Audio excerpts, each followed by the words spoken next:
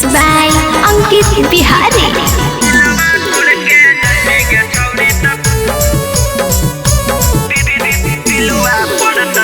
ससुरा में भतरा तोरा मरबे करतौगे हे गे।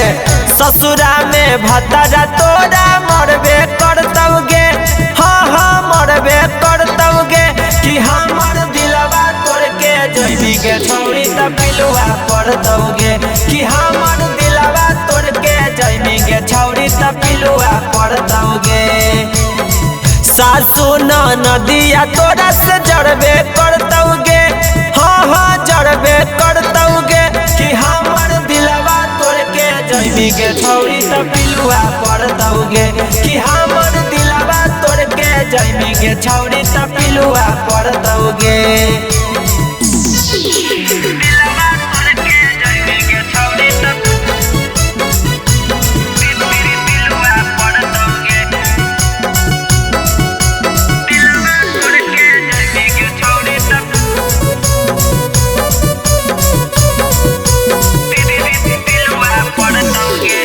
हमरा जैसन वहाँ के तोरा मिलतौ नहीं प्यार गे।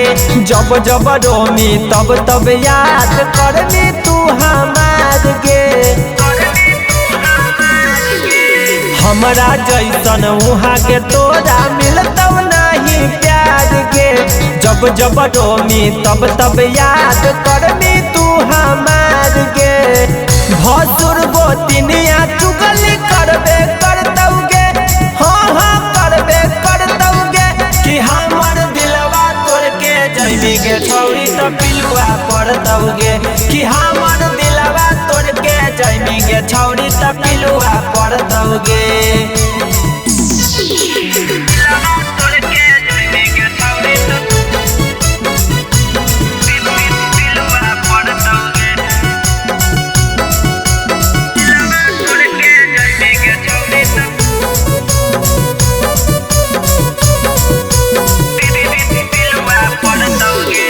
यादो निराला लगाई के ताला बंद रखतौ तोरा घर में।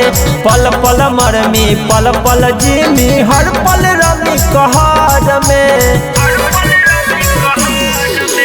यादो निराला लगाई के ताला बंद रखतौ तोरा घर में। पल पल मरमी पल पल जिमी हर पल रमी कहर में। सोनू अंकित सभे जनबे करतौगे हे गे जनबे करतौगे। कि हमर दिलवा तोड़ के जइबी गे छौरी त पिलुआ पड़तौगे। कि हमर दिलवा तोड़ के जइबी गे छौरी त पिलुआ पड़तौगे। दिलखुश स्टूडियो दीघा पटना।